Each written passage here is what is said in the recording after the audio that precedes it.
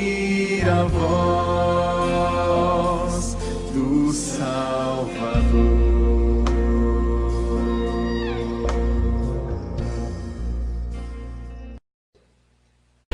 Neemias capítulo 3, vamos abrir?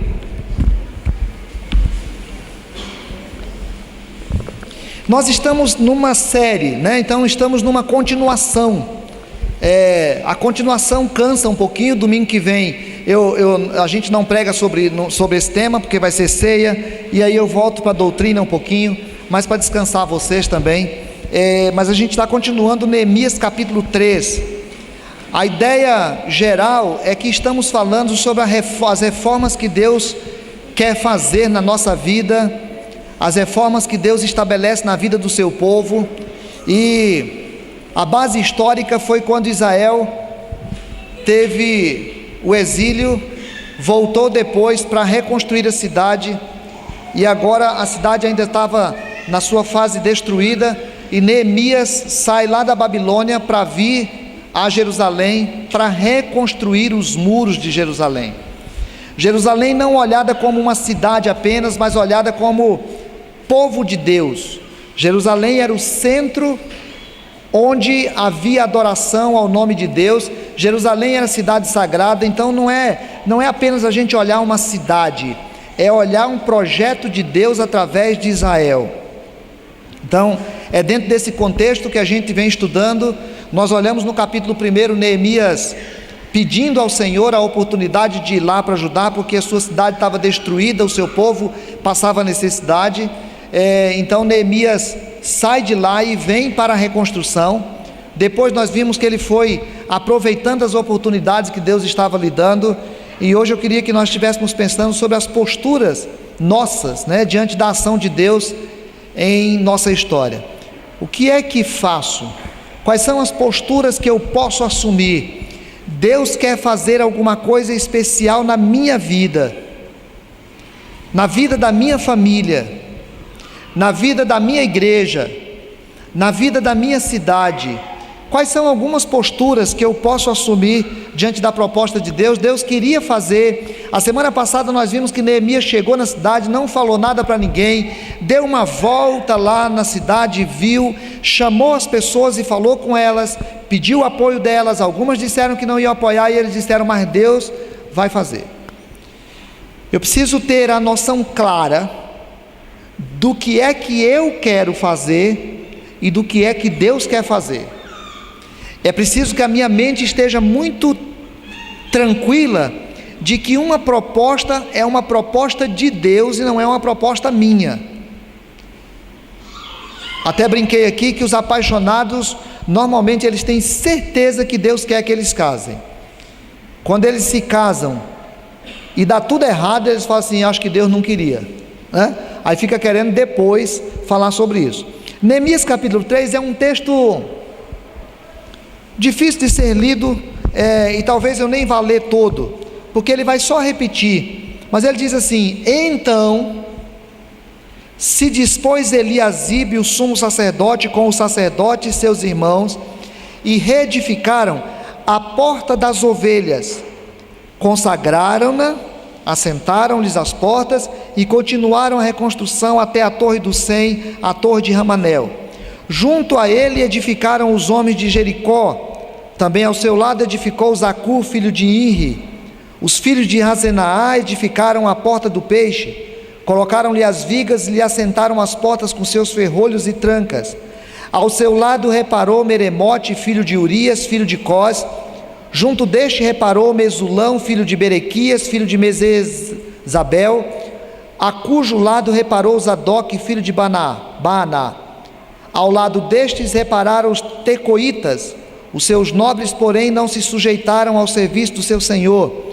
Joiada, filho de Pazéia, e Mesulão, filho de Bezodias, repararam. E aí o texto todo do capítulo 3, irmãos, ele vai fazer essa sequência de que fulano se juntou com fulano, e um foi lá e reconstruiu a porta X, o outro foi lá e reconstruiu tal coisa, o outro foi lá e reconstruiu o trecho fulano de tal. E eles vão falando como que as famílias foram se juntando, pessoas das cidades vizinhas vieram, e eles foram reconstruir os muros. Então, não vamos ler todo o texto, porque ele vai repetir isso o tempo todo. Eu queria só que a gente pudesse olhar quais foram as posturas deles e perguntar qual tem sido a minha postura. Qual tem sido a tua postura? Quais são as decisões que nós tomamos quanto às reformas que Deus quer fazer? Deus tem alguma coisa que precisa ser feita na tua vida? Você para hoje e pensa, olha, eu acho que eu estou precisando reconstruir tal coisa na minha vida, que eu ando meio relaxado, acho que eu não prestei muita atenção, não tomei cuidado, e aos pouquinhos o meu pecado, ou a minha negligência, ou Satanás, ou sei lá quem, veio aos pouquinhos e foi tirando a minha energia, minha vitalidade, minha vontade, e eu fui sem perceber sendo destruído. Deus tem alguma coisa que precisa fazer na tua família, que você para um pouquinho e pensa, cara, lá em casa tem alguma coisa que está precisando ser refeito. Esses dias um irmão estava falando para mim uma coisa legal. Ele estava falando assim, a minha esposa, rapaz, ela pega no meu pé para a gente ir para a escola dominical, e às vezes eu fico querendo não ir, porque é o dia que eu tenho para dormir, eu quero dormir um pouquinho, e a minha mulher pega no meu pé, e eu vou ter que agora ir para a escola dominical. É uma família que para um pouquinho, olha assim e fala, eu estou precisando cuidar desse detalhe lá em casa, porque a gente não está cuidando. Talvez lá em casa nós não temos orado juntos, nunca. Talvez lá em casa nós não temos conversado, e eu estou precisando retomar isso. Tem alguma coisa que precisa ser feita na minha igreja. Na minha igreja, eu frequento a igreja presbiteriana lá de Buritis, eu frequento a igreja batista lá de Rio Branco, eu frequento a igreja batista lá de Lábrea, eu frequento a igreja batista lá do Rio Grande do Sul. Aliás, tem bastante batista hoje aqui, né? Eu frequento a igreja batista lá de Natal, eu frequento a igreja presbiteriana lá não sei da onde. Na minha igreja, Deus tem alguma coisa que precisa ser feito, que eu sinto que Deus quer que mude, que eu sinto que Deus quer que transforme. Na minha cidade, minha terra, meu estado, meu país, tem coisas na minha cidade que precisam ser refeitas. Deus quer que algo seja dito. Qual é a minha postura? Qual é a minha reação? Primeiro, eu queria chamar a atenção para a consciência de coletividade.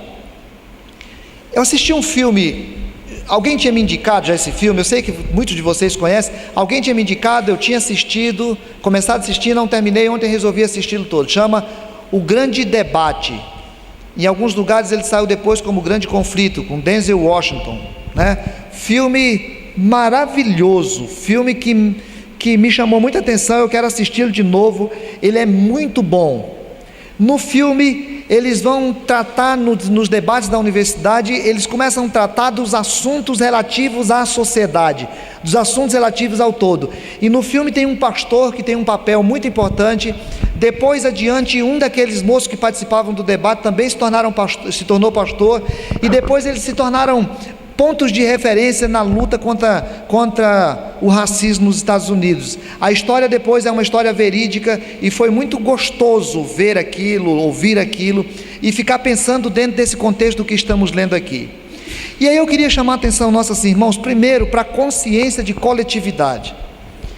Quando Neemias está lá em Jerusalém, ele chega ao irmão dele, ele não pergunta, escuta, como é que está a minha família? Não é essa a pergunta. A pergunta é, como é que está a minha cidade? Como é que está o meu povo? A preocupação de Neemias não era com ele, indivíduo, nem com os dele apenas, era uma preocupação com o povo, era uma preocupação com a cidade, era povo de Deus, era cidade de Deus. Neemias, quando vai falar com Deus, ele pede perdão pelos seus pecados, mas pede perdão pelo pecado de toda a comunidade. No Velho Testamento nós vamos vendo que Deus não trata muito a respeito das vidas das pessoas, Deus está sempre tratando a respeito da vida do povo.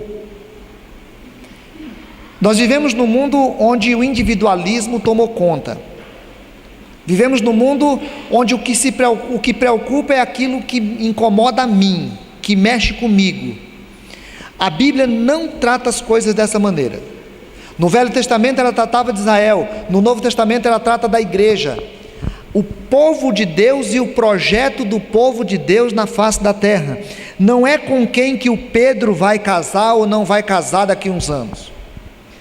Pensando no projeto de vida do Pedro, é o Pedro enquanto povo de Deus. Por isso a Bíblia é chamada de nos chama de povo, a Bíblia nos chama de lavoura, a Bíblia nos chama de edifício, a Bíblia nos chama de comunidade, a Bíblia nos chama de corpo, porque a Bíblia vai tratar a respeito da coletividade, não da individualidade. É preciso que a gente entenda o cristianismo não como alguma coisa para mim, que eu saio daqui hoje, vou para minha casa e vou viver a minha vida. Eu preciso me preocupar com a casa do irmão que está sendo construída no meio de semana, com as nossas ofertas e com o nosso trabalho. E para mim, quando a gente vai lá construir aquela casa, nós não estamos falando de uma construção de uma casa, nós estamos falando do reflexo de uma consciência de coletividade. Se a igreja for capaz de compreender que um irmão que passa uma necessidade X e consegue comprar um terreno, e nós vamos nos juntar e vamos construir uma casinha lá para ele, quando a igreja compreende que isso é um dever do coletivo, ela toma a decisão de ir fazer. Quando a igreja não entende, cada um vai para a sua casa e vai cuidar da sua vida e não vai nem se lembrar mais do irmão. Neemias tinha consciência do coletivo. Eu preciso parar para pensar o que Deus tem para fazer na minha vida, o que Deus tem para fazer na minha família, o que Deus tem para fazer na minha igreja, o que Deus tem para fazer na minha terra, no meu país, na minha cidade, no meu estado. O que Deus tem para fazer aqui? Eu não posso pensar em mim, irmãos, eu não posso pensar apenas em mim. Nós precisamos ampliar nossa visão e compreender, nós não podemos pensar apenas em nós. Neemias tomou uma decisão, a decisão de pensar no coletivo, a decisão de fazer no todo e não no individual. Segunda coisa, quando a gente olha no versículo 1, nós vamos usar só como exemplo o versículo 1, porque ele serve de base para a gente. No versículo 1 diz que eles tiveram uma conversa, Neemias chamou a liderança, para ver assim, com quem eu vou poder contar. A semana passada nós estávamos falando, com quem que você pode contar, para te ajudar. Alguns já se manifestaram contra, e a gente precisa entender que não dá para contar com todos sempre, alguns não vão querer. Quando eles se opuseram a Neemias, Neemias disse assim, mas o Senhor vai fazer em nós. Quando eles disseram, o Senhor vai fazer em nós, aí o texto diz assim, então o sumo sacerdote, o líder, disse o seguinte, ele se dispôs com os sacerdotes, seus irmãos, e reedificaram a porta das ovelhas, consagraram-na, assentaram-lhes as portas e continuaram a sua construção.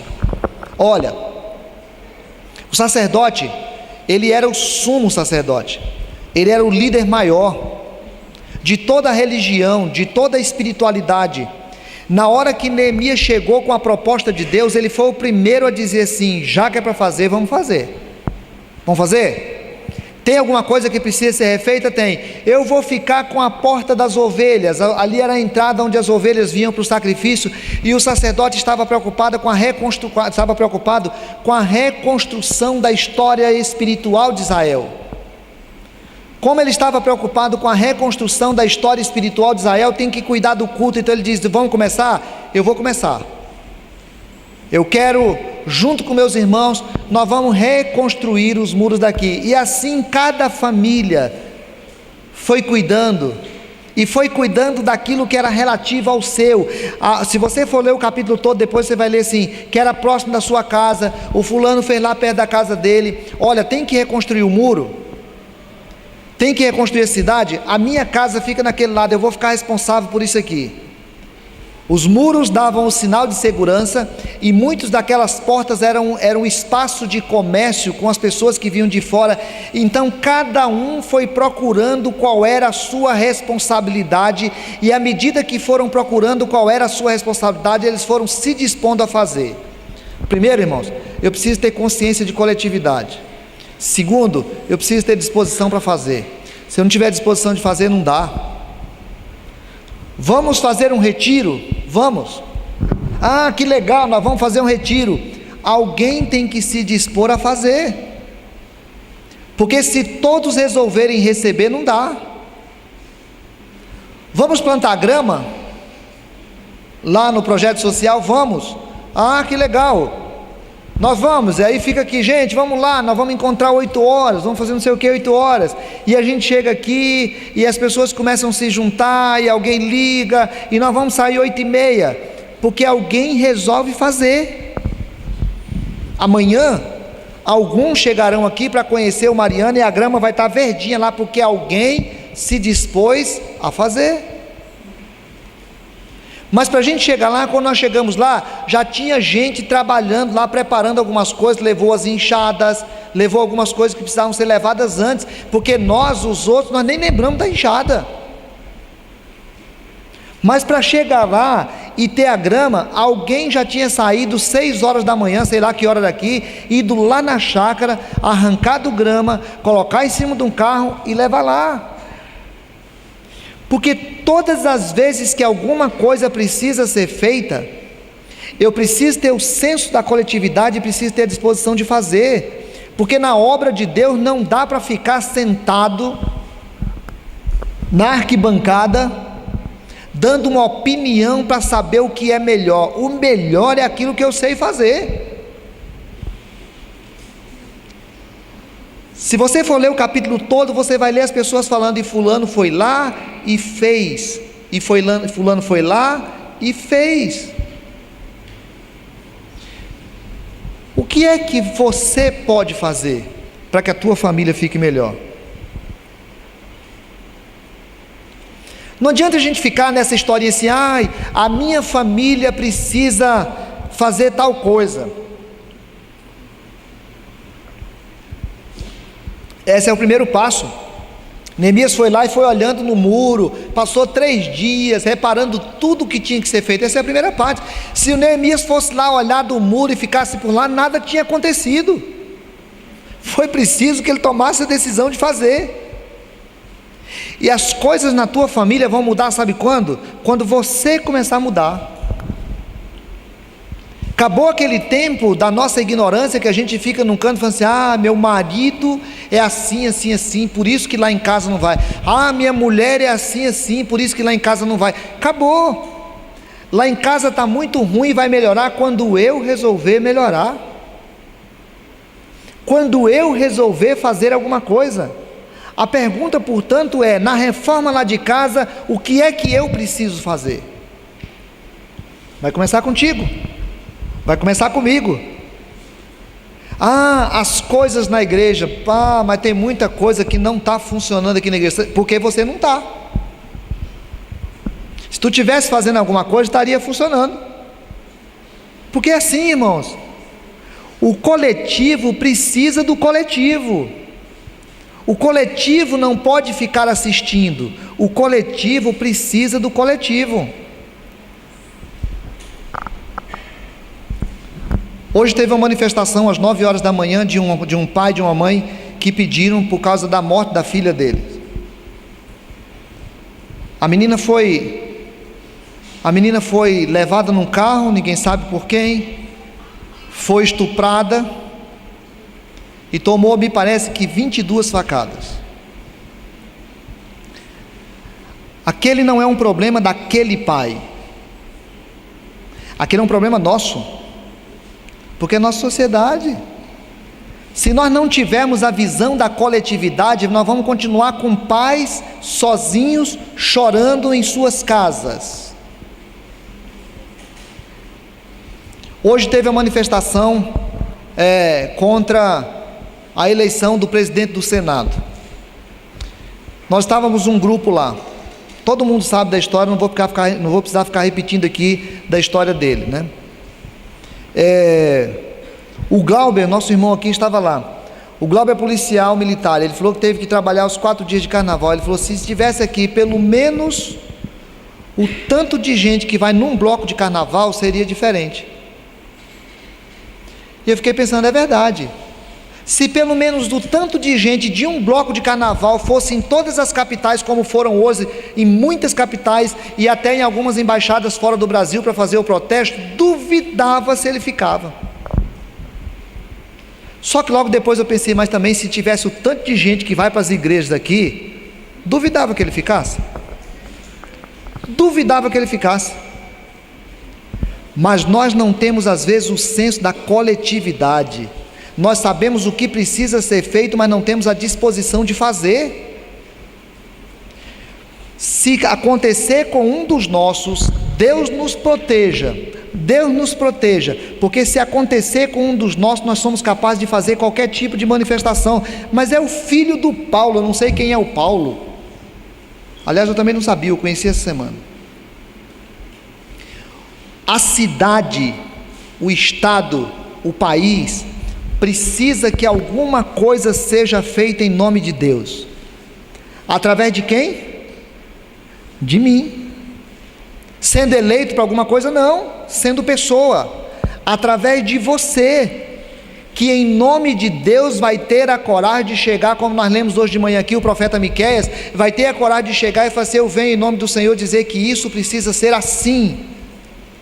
Estou aqui para fazer. Eu preciso ter senso de coletividade. Eu preciso ter a disposição de fazer, porque enquanto eu ficar sentado falando o que o outro deve fazer, não muda. E eu preciso tomar o cuidado para não ser daqueles que querem ficar sentado num canto só olhando. A Bíblia diz no versículo 5 que as pessoas lá de Tecoa também se juntaram aos outros e repararam parte do muro. Aos seus nobres, porém, não se sujeitaram ao serviço do seu senhor. As pessoas lá de Tecoa resolveram: nós vamos ajudar na construção de Jerusalém. Olha que legal. E aí vamos lá, vamos ajudar. Mas aí os chefes, eu fui ver nas outras versões, os líderes, os nobres, a nossa versão, eles não quiseram se submeter aos supervisores da obra. Nós não vamos não, a gente não se mete nisso, porque nós não queremos ser submissos. Eu quero ficar por aqui no meu cantinho, porque afinal de contas eu sou chefe. Então eu não vou fazer não. Naquela época, tinham pessoas que eles olhavam para a sua casa e eles entendiam que algumas coisas precisavam ser feitas, mas não tinham disposição de fazer. Lá no consultório eu tenho o privilégio de atender muita gente, né? E atender casais. Sempre falo sobre isso. É muito legal porque o casal, quando chega no consultório, ele se dispõe a ir lá para poder tratar a respeito da família dele, porque a família dele está tendo algum problema, normalmente no casamento. E aí a gente atende um dia e outro dia, e vai alternando até o momento de juntar. Sabe por que faz assim? Porque são poucos os casais que têm maturidade para chegar lá e reconhecer: olha, nós estamos tendo um problema, e o meu erro é esse, e ela diz assim: o meu erro é esse. Então a gente está querendo uma ajuda para poder saber como é que vai acertar. Nada. Normalmente o cara vai lá para falar: nós estamos tendo um problema, e o erro dela, o erro dela, o erro dela, o erro dela, o erro dela. E ele gasta às vezes 1, 2 sessões só falando do erro do outro. Aí o outro vai lá e gasta um tempão também falando do erro do outro. Aí a gente espera um tempo para fazer uma catarse, para depois chegar o momento da gente começar a chamar a atenção da pessoa para olhar: e onde é que você erra, filha? Qual é o problema que está acontecendo na tua casa, que é culpa tua? Qual é o problema que está acontecendo na tua vida, que não é culpa dos outros, e a gente tem uma mania de achar que os problemas que nós temos é porque alguém causou? Isso não é mania de achar, isso é uma forma de se esconder através da explicação nos outros. Eu posso ter 1000 problemas, não tenho coragem de olhar para os problemas e começo a olhar para quem foi que causou os meus problemas. Quando eu atribuo a culpa aos outros, eu não tenho o que fazer, é o outro que tem de fazer. Qual é o problema que a gente tem lá em casa, que está precisando ajeitar? Eu preciso sentar com a Nayara, a Tawane e a Del, para poder perguntar qual é o problema que a gente está tendo. Esses dias eu chamei a Nayara, a Tawane lá em casa. Falei: Tawane, deixa eu te perguntar um negócio, minha filha, isso assim, assim, assim. Ela falou assim: não, pai, mas isso foi assim, assim, assim. Eu falei: bom, então nós já começamos bem. Porque eu já fiquei preocupado, onde é que foi que eu errei na história? A Tawane chegou e explicou: Tawane, o que é que você pensa? Eu penso assim, assim, assim. Bom, pronto, nós resolvemos o problema. Porque se a gente ficar num canto, cada um no seu lugar, olhando onde é que o outro precisa mudar, não tem jeito. E aí, se a gente resolver ficar num cantinho e falar assim: quer saber de uma coisa? Eu não vou não. Olha, não vou fazer nada. Está com problema na minha casa? Não vou. Primeiro, está com problema na minha vida? Alguém deve ser culpado. Enquanto alguém não mudar, a minha vida não muda. Eu vou esperar o alguém mudar. Está com problema na minha família? Olha, se a minha mulher não tomar uma posição, se os meus filhos não tomarem a posição, não vou tomar. Então vai ficar do jeito que está. Tem problema lá na minha igreja? Olha, eu não vou nem me meter com isso, vou deixar lá porque os outros que se viram. Tem problema na minha cidade? Rapaz, eu elegi pessoas, foi para isso, eles que deu o jeito deles, eu não vou mexer com isso. Os muros vão continuar derrubados, as portas vão continuar quebradas e queimadas, as nossas vidas vão continuar sendo destruídas aos pouquinhos. Irmãos, não se engane, as grandes destruições não acontecem de uma vez, elas acontecem devagarinho, como osteoporose. Não tem osteoporose? Que vai corroendo os ossos, tirando, né, a força do osso. De repente o muro cai, e a gente não sabe o que foi que aconteceu na nossa casa, na nossa vida. Outro dia eu estava falando com alguém, a gente sai da igreja, irmãos, aos pouquinhos. Satanás não é besta, ele sabe que se tirar a gente de uma vez, a gente pode sentir saudade, então a gente sai aos pouquinhos, pisando para saber aqui dá, então eu vou mais um pouquinho. Chega um instante que a gente pisa na ladeira e despenca de vez, para voltar depois dá trabalho. Reconstruir dá trabalho. Nós vamos acompanhar essa história de Neemias e nós vamos vendo o tanto de trabalho que teve para poder reconstruir. Então eu estou convidando você para pensar: qual é o teu posicionamento? Você tem noção de coletividade? Alguém me falou hoje, não sei se é verdade, alguém já me mandou uma mensagem lá no e-mail dizendo que sumiu mais uma menina aí. É verdade isso? Sumiu mais uma menina? 22 anos. Isso é um problema do pai ou é um problema da cidade? Eu tenho alguma coisa a ver com o problema do presidente do Senado? Eu tenho alguma coisa a ver com a violência do trânsito em Porto Velho? Eu tenho alguma coisa a ver com essa violência com relação às famílias, às jovens na cidade? Eu tenho 2 jovens.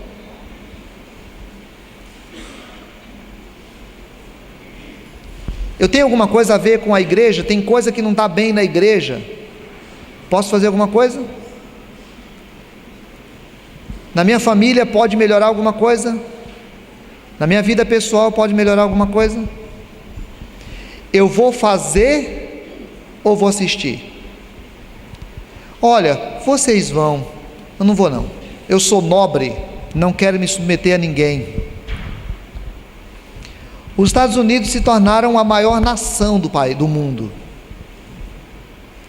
Um dia, os Estados Unidos tiveram de encarar uma doença que tinha nela, que era o racismo. Uma doença que até hoje mina as estruturas da América do Norte. Mas um dia, pessoas simples, nas suas salas de aula, nas suas igrejas, nos seus sermões de púlpito, com alguns irmãos olhando com a cara ruim e falando assim: isso não é lugar de falar nisso, porque isso é problema de política.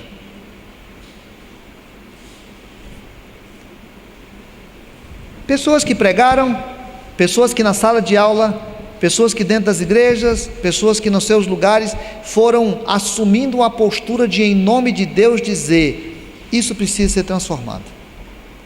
Agora, irmãos, se eu não me dispor a colocar a minha vida nas mãos de Deus para dizer: Senhor, o que é que precisa ser transformado na minha vida, na minha casa, aí não dá para discutir mesmo o que tem a ver o racismo.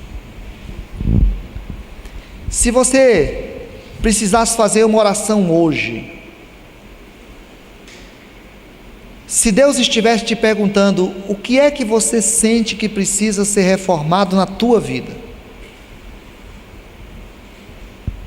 diria o quê? O que é que precisa ser reformado na tua igreja? Diria o quê? E se Deus te perguntasse o que é que você vai fazer, falaria o quê? O que você propõe, Senhor? O sumo sacerdote diz: então tá, é para reconstruir, então vamos. Se for para começar em você, na tua casa, na tua igreja, na tua cidade, se dispõe a quê? Vamos orar? E vamos dizer para o Senhor. Cada pessoa faz sua oração, consagra esse instante da tua reflexão ao Senhor, pede ao Espírito Santo de Deus que fale contigo, que anime a tua vida ao serviço dele.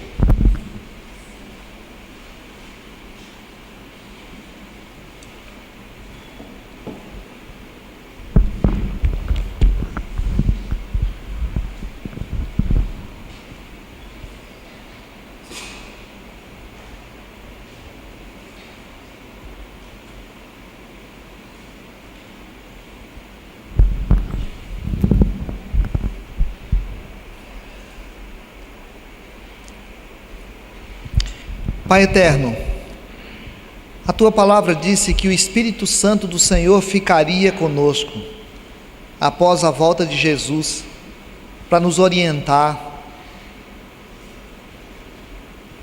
para nos apontar o caminho,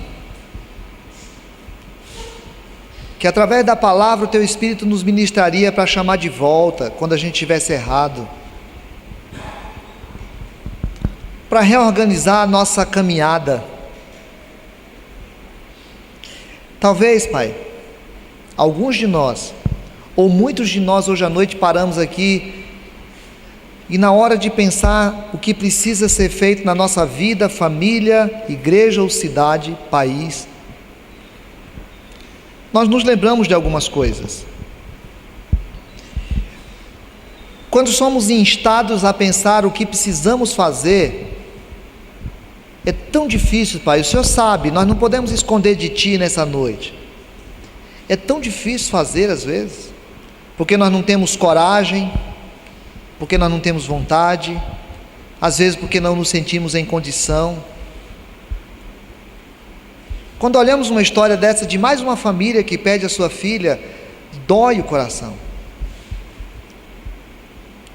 Por isso a gente, nesse instante, pede ao Senhor que o Espírito Santo do Senhor venha dar força a quem disse: Pai, eu quero fazer tal coisa, Pai, eu quero tomar tal posição. Se o Senhor ajuda, se o Senhor tem poder, se o Senhor é capaz de fazer o que fez na vida de Neemias e através da vida de Neemias, o Senhor é capaz de fazer na minha vida, na vida do meu irmão aqui, Pai. Ajuda a gente a transformar na nossa vida o que precisa ser transformado, Senhor. Ajuda lá em casa a gente saber o que fazer melhor, para ter uma família melhor. Ajuda a gente a ter essa sensação e essa necessidade de ver o coletivo e entender que cada um de nós precisa fazer algo, Pai. Deus, não me deixa ficar atribuindo aos outros as responsabilidades e cobrando apenas dos outros as responsabilidades, tirando as minhas próprias, Pai. Eu quero pedir por cada pessoa, por cada família. O Senhor sabe que a luta interna é terrível, mas o Senhor nos abençoa quando o Senhor quer fazer algo em nós. Por isso eu estou pedindo a Tua bênção sobre mim, sobre o meu irmão, sobre a minha irmã, sobre cada pessoa que hoje veio aqui para buscar isso, algo da Tua palavra para nos orientar. E nós queremos nos lembrar que o Teu Espírito Santo é sobre nós e queremos dele aquilo que o Senhor nos tem, em nome de Jesus. Amados, que a graça de Jesus, aquele que veio para reformar, refazer, renovar toda a relação do homem com Deus, que o amor do Pai que te convida a uma tomada de posição hoje, e que a ação do Espírito Santo que te capacita a fazer o que não podes fazer, seja com você, te abençoe e te empodere para fazer a sua vontade hoje e sempre. Amém e amém.